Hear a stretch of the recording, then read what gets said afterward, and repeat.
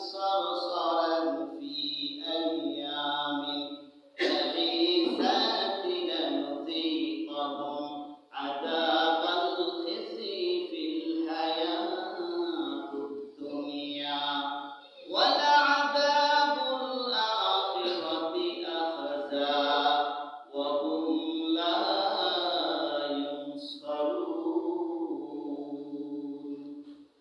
এই আজ সম্প্রদায় যখন অহংকার করতে করতে সীমা ক্রস করে ফেলল, অতিক্রম করে ফেলল, শেষ পর্যন্ত আল্লাহ সুবহানাহু ওয়া তাআলা তাদের উপর অসন্তুষ্ট হয়ে গেলেন। তিনি তাদের উপর এক অশুভ দিনে তাদের উপর ঝঞ্ঝা বায়ু বাতাস প্রেরণ করলেন। এমন বাতাস তিনি তাদের উপর ছেড়ে দিলেন, এই বাতাসে তাদেরকে তছনছ করে ফেলল। তাদের ভারী ঘর যা ছিল এগুলো মাটির সাথে মিশায় দিল। বলেন নাউজুবিল্লাহ। এইভাবে আল্লাহ তাআলা তাদেরকে শাস্তি দিলেন। শাস্তি দেওয়ার কারণ কি? তারা অহংকার করেছিল। অহংকার করার কারণে আজ সম্প্রদায় বাঁচতে পারলেন না। আল্লাহ বাতাসকে হুকুম করলেন, বাতাস তাদেরকে লন্ডভন্ড করে দিয়েছে। নাউজুবিল্লাহ। এই হচ্ছে আল্লাহ বলেন, এই হচ্ছে দুনিয়ার আযাব, আর আখিরাতের আযাব তো রয়ে গেছে। আল্লাহ বলেছেন ওয়ালা আযাবুল আখিরাতি আখযা ওয়া হুম লা ইউনসারুন। আখিরাতের আযাব তো আরো লাঞ্ছনাকর, আরো অপমানকর। আখিরাতে আল্লাহ রাব্বুল আলামিন তাদেরকে এমন শাস্তি দিবেন, তখন তাদেরকে সাহায্য করার মতো আর কেউ থাকবে না। বলেন নাউজুবিল্লাহ। আজ সম্প্রদায় অহংকার করে টিকতে পারেন নাই। এখন আপনি যদি অহংকার করেন, আপনি টিকবেন নাকি? এই যে কিছুদিন আগে আজ সম্প্রদায় বাঁচতে পারলো না, ফেরাউন বাঁচতে পারলো না, কারুন বাঁচতে পারলো না, হামান বাঁচতে পারলো না। বাঁচতে পারলো নাকি? আল্লাহ পাক রব্বুল আলামিন কুরআন কারীমে কারুন আর হামানের অহংকারের কথা তিনি বর্ণনা করেছেন। আল্লাহ বলেছেন ওয়া কারুনা ফিরআউনা ওয়া হামানা ওয়া লাকাদ জাআহুম মূসা বিল বায়িনাতি ফাস্তাকবারু ফিল আরদ ওয়া মা কানু সাবিকিন।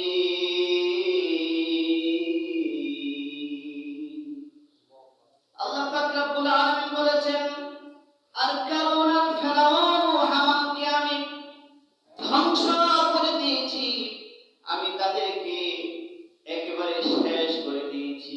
কেন? কি কাজ তারা করেছিল? ফাস্তাকবারু ফিল আরদি, তারা ওই কারুন আর হামান ফেরাউন এই জমিনে সন্ত্রাসের রাজত্ব কায়েম করেছিল।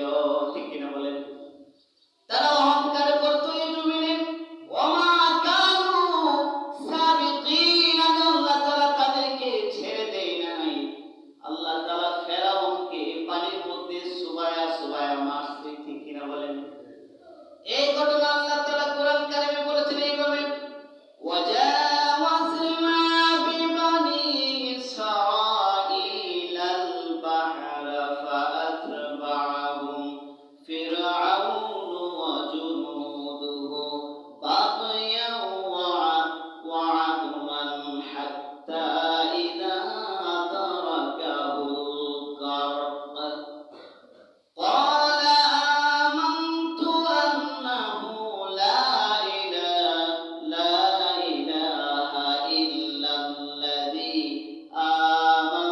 آمنت به بنو إسرائيل। আমি বনি ইসরাইলকে সমুদ্র পার করে নিলাম। বনি ইসরাইল হচ্ছে মূসা আলাইহিস সালামের বংশধর।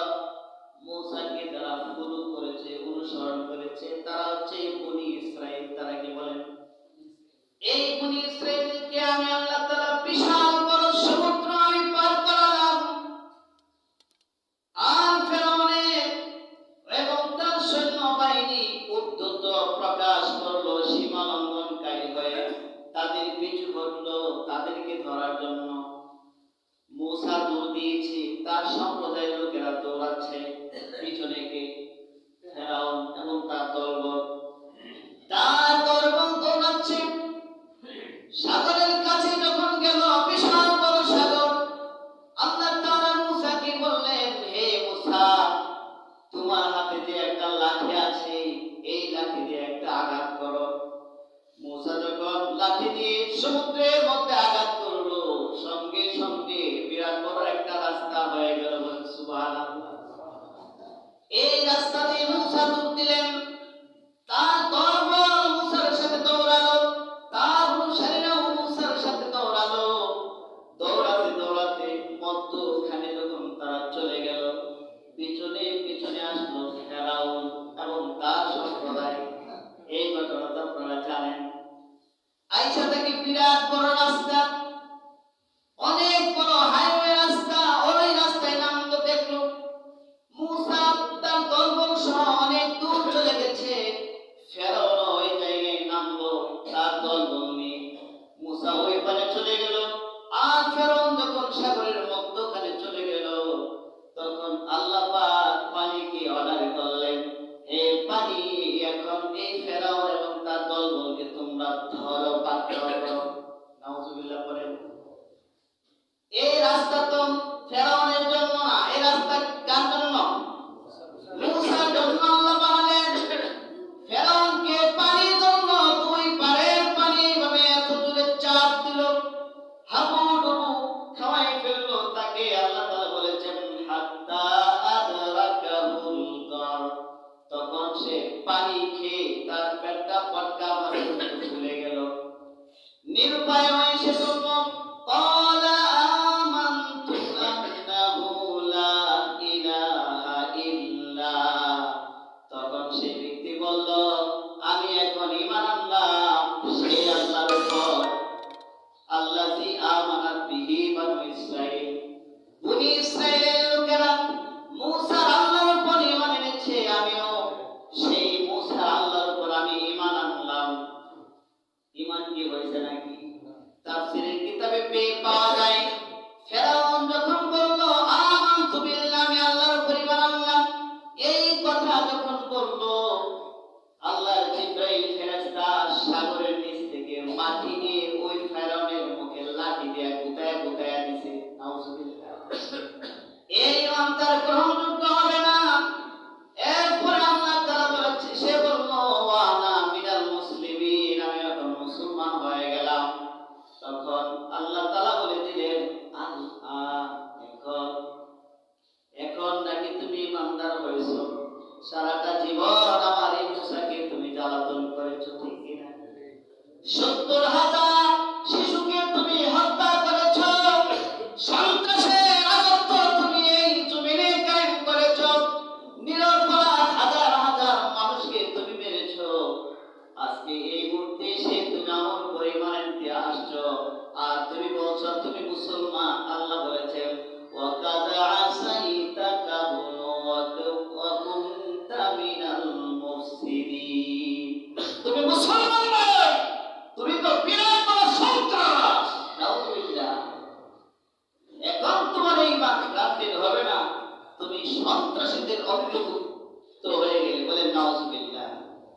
এরপরে আল্লাহ তাআলা বলেছেন, ফালইয়াউমা নুনাজ্জিকা বিবাদানিকা লিতাকুনা লিমান খালফাকা আয়া ওয়া ইন্না কাসীরাম মিনান নাসি আন আয়াতিনা লাগাফিলুন।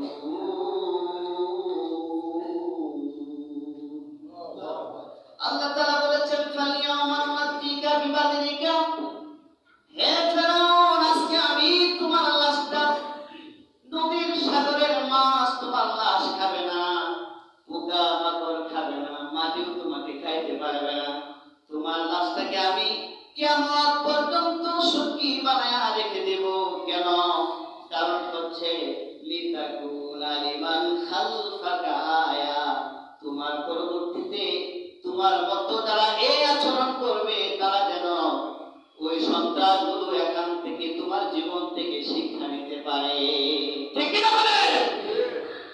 সেই ফেরাউন আজ আছে না নাই? মিশরে আপনারা জাদু করে ফেরাউনের লাশ আজও আছে। আল্লাহ যে সত্য, আল্লাহর কথা যে সত্য, আল্লাহর কথা যে ইউনিভার্সাল ট্রুথ, চিরন্তন সত্য কথা আমার আল্লাহ। আজও দেখেন ফেরাউনের লাশ পচে না, গলে না, কোনো মেডিসিন দিয়েও এই লাশ পচাতে পারে না। শেষ পর্যন্ত আপনার 1500 বছর পরে আপনার ওই ফেরাউনের লাশটাকে মিশরের জাদু করে তারা কি করছে, এটা একটু কারুকার্য করে রেখে দিয়েছে, যাতে করে সারা পৃথিবীর মানুষেরা দেখতে পারে। ঠিক কিনা বলে?